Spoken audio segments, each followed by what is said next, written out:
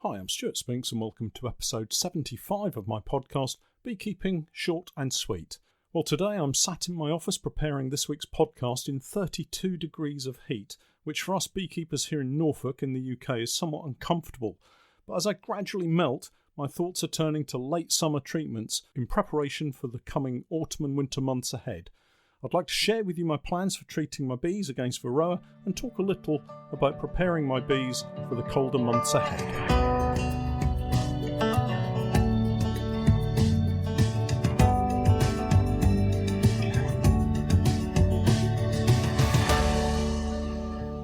Beekeeping Short and Sweet, a beekeeping podcast for the inquisitive beekeeper with a short attention span. A beekeeper, in fact, just like me. It's been another interesting week of beekeeping, the hottest so far this summer, and it's seen me heading out super early to carry out inspections before dashing back to shade and shelter away from the burning sun. It's no over-exaggeration to say it can be quite dangerous being a beekeeper out there in such conditions, and while I understand many beekeepers tend their bees in these kind of conditions around the world on a regular basis, when you're not familiar with this kind of heat and humidity, it can catch you out quite quickly. Dehydration being the number one problem, I think, so having plenty of drinks has helped. Of course, if you only have a couple of hives to inspect, you can delay inspecting until the cooler part of the day, the late evening, or perhaps getting up a little earlier, as I've been, and get started before the sun gets too hot. And that's exactly what I have been doing, inspecting from 6:30 in the morning until about 10 o'clock, 11 o'clock or thereabouts. By that time, the heat is really starting to hit home, and I struggle to see the bees through the sweat in my eyes, to be honest. Even with the 70s style bandana that I have around my head, I still struggle, so it makes sense to just stop and go back another time. Most of my colonies will be fine if left alone. Not many are attempting to swarm right now, so I'm happy to leave them an extra day or so.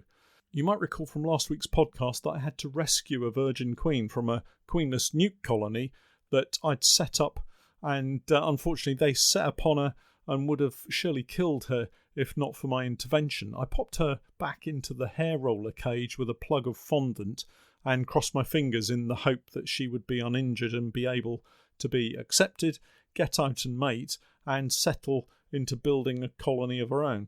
Well, I went back last weekend and had a look, fully expecting her to either be dead or to be seriously damaged and unable to mate. But I was very pleasantly surprised to see that not only was she alive, but she'd indeed been out to mate, had successfully returned, and was already laying eggs by the frame load. It was fantastic. It must have been a very quick mating from being released from the cage, especially when compared to quite a number of the queens this year who seem to have taken forever to start laying.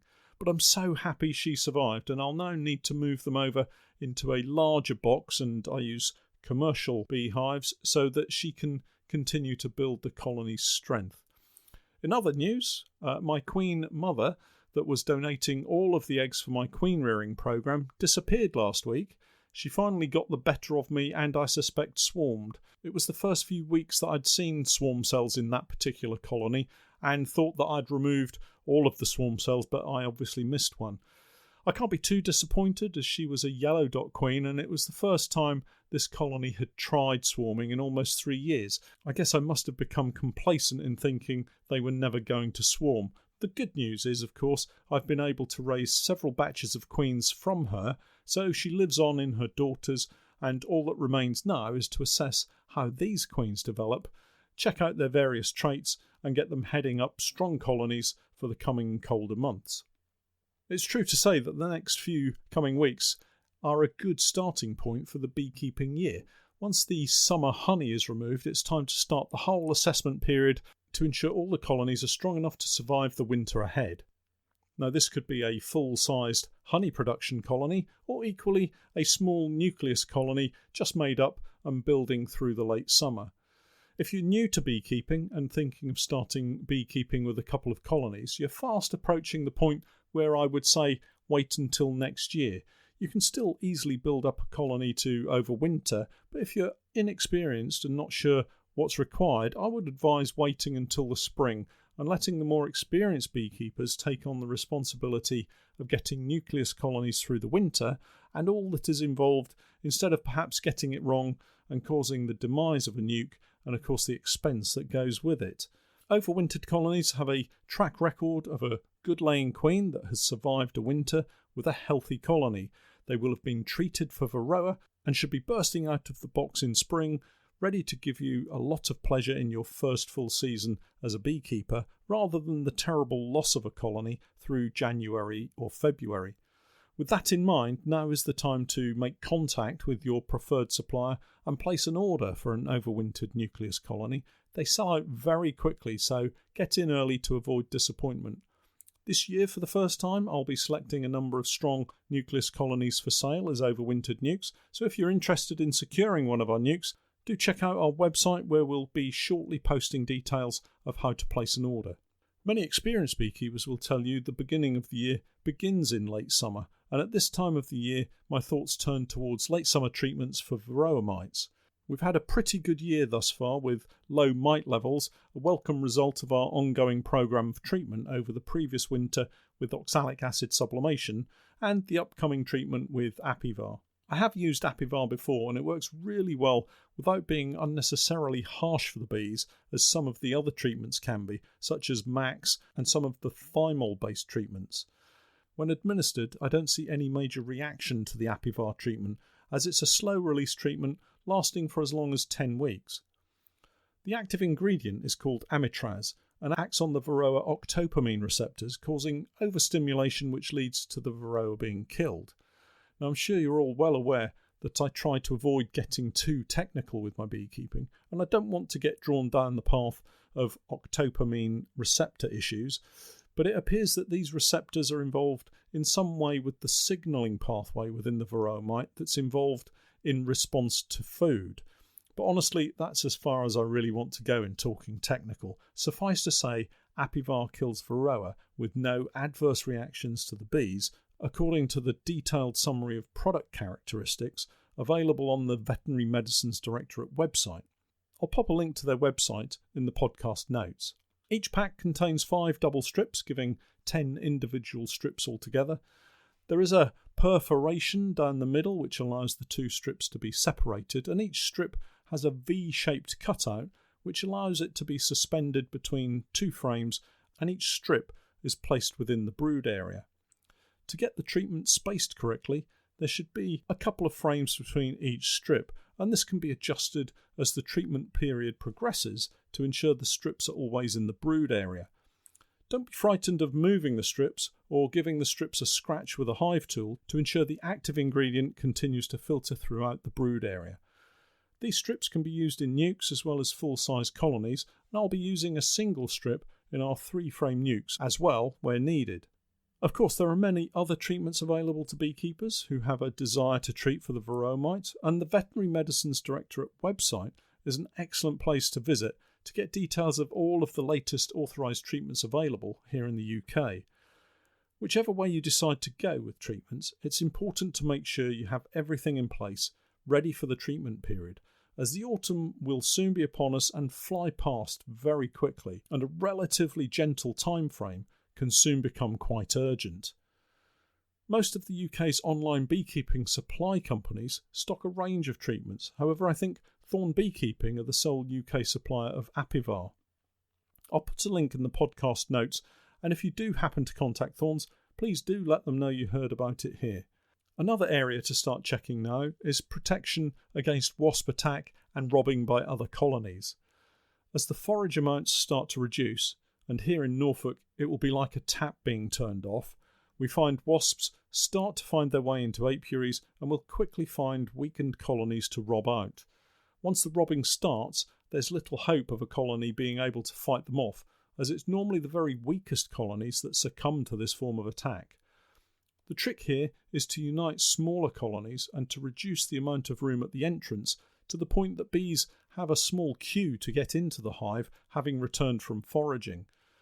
This prevents the wasps from sneaking in at the side of the hive entrance and roaming freely around inside, stealing stores of honey. It's amazing how wasps are just not allowed in a closely guarded entrance, but if there's space for them to slip in and easily gain access, they seem to be totally ignored once inside. It's as if the bees inside the colony accept if these wasps are on the comb, they must have been allowed entrance, and that's all okay. Close the entrance down a little and the guard bees will be all over them and they'll never get inside. While you're having a look around the hive, take a close look at any gaps that might be available between supers and queen excluders of brood boxes. Again, robbers and wasps will find the smallest of holes to squeeze in, and before you know it, you'll have an empty super and nothing to extract. Now that you're in the apiary, check that you've not left any chunks of comb laying around, have a general tidy up, and make sure there's nothing available to encourage a robbing mentality to descend in your apiary. That also includes leaving the top off a jerry can of sugar syrup or the lid off a bin containing pollen substitute. In fact, anything that will encourage bees and wasps to visit your apiary to rob your hives instead of visiting someone else's. I can guarantee if they find nothing available in your apiary, they'll go in search elsewhere. Just rewinding a little back to the subject of having colonies that are strong enough to overwinter, it can sometimes be difficult, particularly for beginner beekeepers, to make that assessment. What is big enough? What is strong enough? At this time of the year, colonies started in the spring should be covering all the frames in the brood box. Colonies that may be swarmed in the spring should also be covering all of the frames in the brood box. There should be plenty of brood, maybe 8 to 10 frames of brood, frames and frames and frames of brood, and plenty of frames of stores in the brood box too. Weaker colonies are those where maybe the queen isn't laying terribly well, a random brood pattern perhaps. That should be a cause for concern, and you might need that queen to be replaced before going into the winter. I wouldn't worry about the size of the queen, a large or a small queen. I've had queens that have overwintered successfully regardless of their size, but it's the brood pattern that is the real concern. If you have a nice large disc of digestive biscuit coloured brood with very few empty cells and large patches of brood in all stages along with plenty of eggs, it's fair to consider this as a strong colony. If you only have a small colony on maybe 5 frames out of 11 or 12, very few flying bees, and a small patch of intermittent brood with only occasional eggs, it's unlikely this colony will survive the wasps, let alone making it through the winter. Far better to remove this queen and unite the colony with a much stronger one and allow them to overwinter on a double brood box with the option of splitting them again in the spring. This might all seem a little premature given the current heat wave, but honestly, time flies and before you know it, we'll be scrubbing our smokers for the last time this season.